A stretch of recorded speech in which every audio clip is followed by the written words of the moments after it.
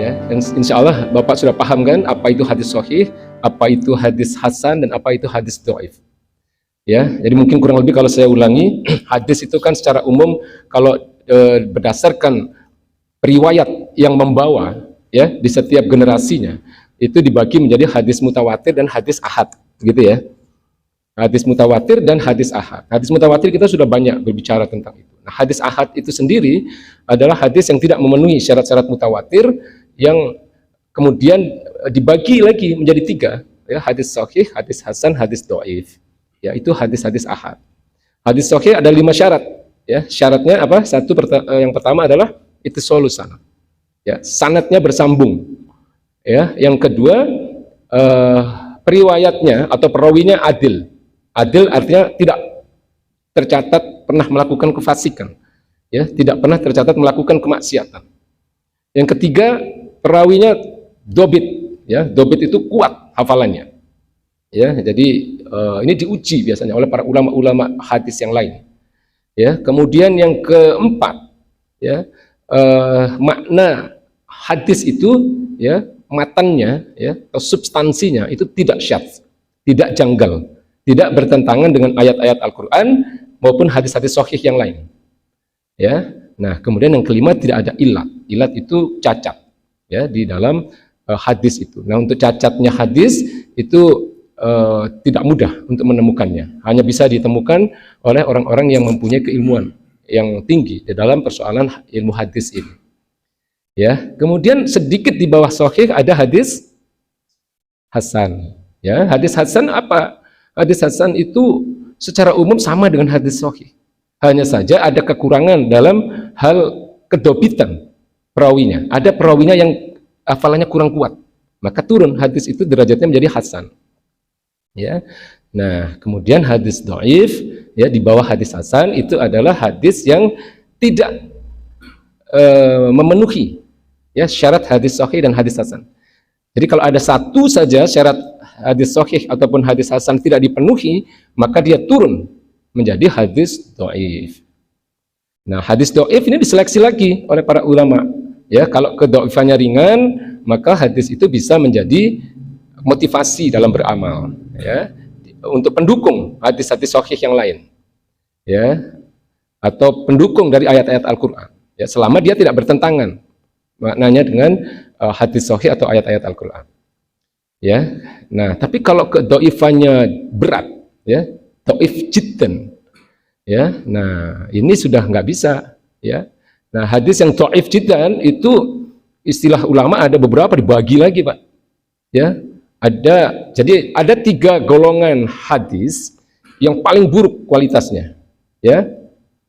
Pertama, hadis maudhu, hadis palsu, nggak jelas siapa yang bawa, ya. Yang kedua, hadis mungkar.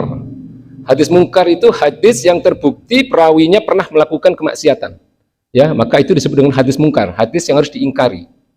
Kemudian ada hadis matruk, ya. Matruk itu artinya ditinggalkan, ya, dari kata taroka, ya, truku matrukun. Jadi hadis yang dibawa oleh perawi yang terduga pernah berdusta dalam meriwayatkan hadis. Nah, ini namanya hadis matruk, ya. Jadi ini 3 kelompok hadis terburuk kualitasnya, ya. Satu, hadis maudhu atau hadis palsu. Kedua, hadis mungkar. Yang ketiga, hadis matruk, ya.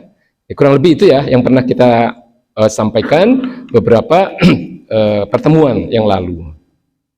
Hadis berikutnya, ya, at-takabbur 'alal mutakabbir shadaqah. Sering dengar ini, Pak, ya. At-takabbur, ya, 'alal mutakabbir shadaqah. Artinya, ya, sombong terhadap orang yang sombong itu sedekah, ya. Jadi, ya, sering dengar ini, ya, sering, ya, disampaikan beberapa ustadz, ya. Kita lihat hasil penelitian dari para peneliti hadis, ya, pakar-pakar hadis, apakah atau bagaimana kualitas hadis ini, ya. Sama dengan hadis yang tadi, Pak, ya. Para peneliti menyampaikan, ya, kesimpulan mereka tentang hadis ini tidak pernah menunjukkan rangkaian sanadnya, ya, tidak pernah ditunjukkan hadis ini dibawa oleh siapa. Ya, meskipun kemungkinan hadis ini ada di beberapa kitab. Ya, tapi di dalam kitab-kitab tersebut tidak pernah disebutkan hadis ini diriwayatkan oleh siapa. Ya, artinya apa? Kuat sekali dugaan ini hadis maudhu. Ya, ini bukan hadis, ini hadis palsu. Ya, tidak boleh dikatakan sebagai hadis yang dinisbatkan bahwa ini adalah ucapan dari Rasulullah SAW. Ya, seorang ulama hadis yang bernama Muhammad bin Darwisi Al-Hud, ya, menilai dalam kitabnya Asnal Mathalib bahwa ini adalah hadis palsu yang berasal dari tuturan masyarakat biasa, manusia biasa. Ya, jadi bagaimanapun, meskipun katakanlah ada yang sepaham, ya, sependapat dengan ucapan ini, ya, tapi tidak bisa dikatakan itu sebagai hadis, ya, karena nggak jelas ini siapa yang bawa hadis ini, ya, ucapan siapa juga sampai hari ini tidak bisa ditemukan oleh pakar peneliti hadis ini, ya. Jadi sanadnya jelas bermasalah, periwayatannya jelas bermasalah, ya, dibawa oleh siapa tidak jelas. Nah, kemudian sekarang dari matannya, Pak, ya, dari matan atau dari substansi, ya, makna dari kalimat itu. Ya, jadi penulis kitab ini menyampaikan bahwa ucapan ini pun sebenarnya agak bermasalah, ya. At-takabur alal mutakabir sodakoh. Ya, sombong terhadap orang yang sombong itu sodakoh. Agak bermasalah sebenarnya. Karena apa?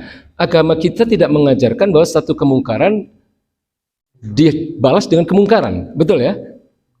Kalau kita mau menghentikan kemungkaran, tidak boleh melakukan kemungkaran yang sama, kan? Ya, jadi tidak boleh kita menghentikan keangkuhan atau kesombongan seseorang dengan melakukan kesombongan ataupun keangkuhan yang sama. Ya, jadi kalau menurut saya ini tidak bisa dibenarkan, ya, tidak boleh. Ya, melawan kemungkaran dengan kemungkaran, lalu apa bedanya gitu loh, kalau kesombongan dilawan dengan kesombongan, ya. Jadi kalau ada yang sombong, ya kita nasihati, ya, ada orang yang angkuh kita nasihati, tapi tidak harus melakukan kesombongan yang sama. Jadi ini menurut penilaian dari penulis kitab ini, ya.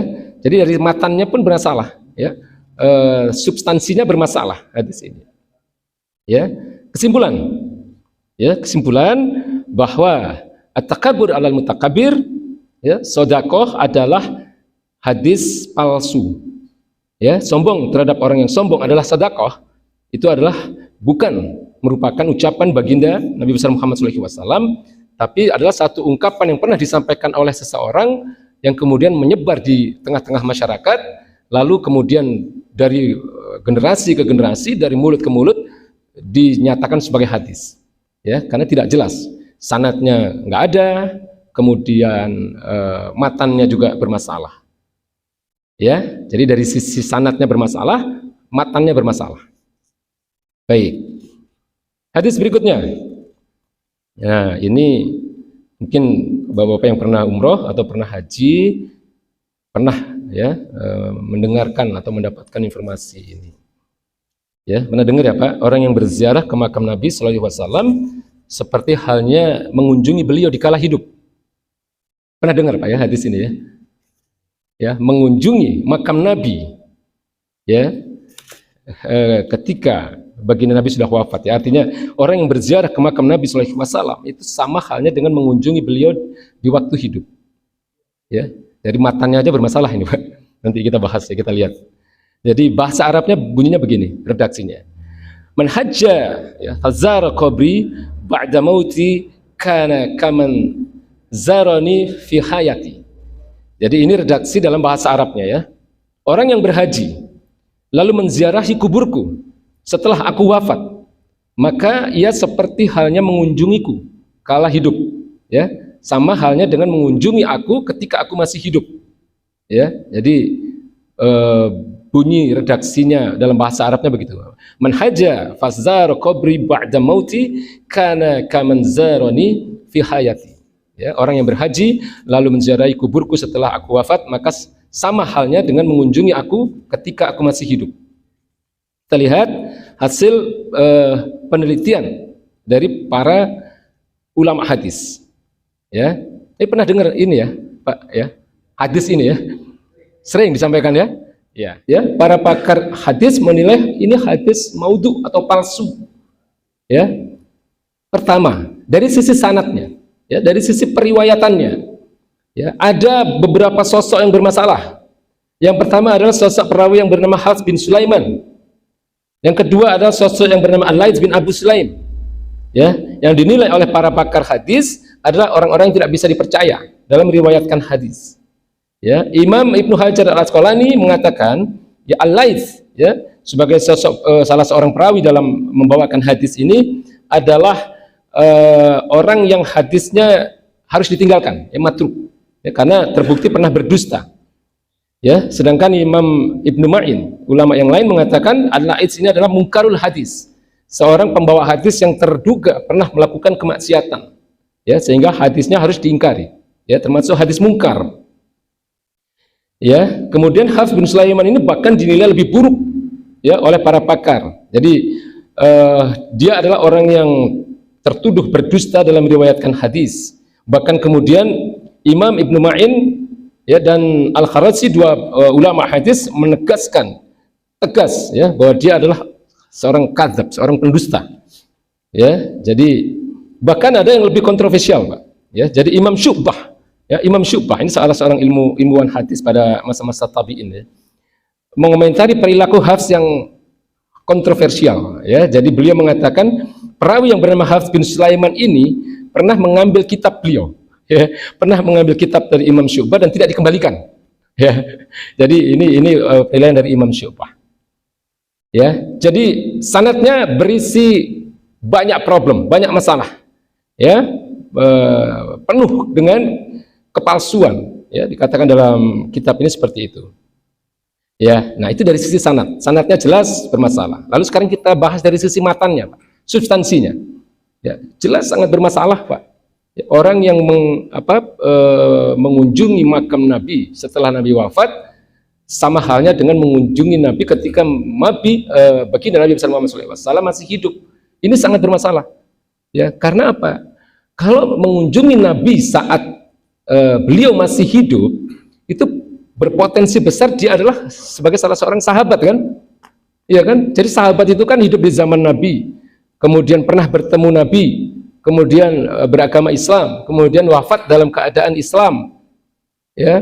Kemudian ada beberapa syarat yang lain, ya.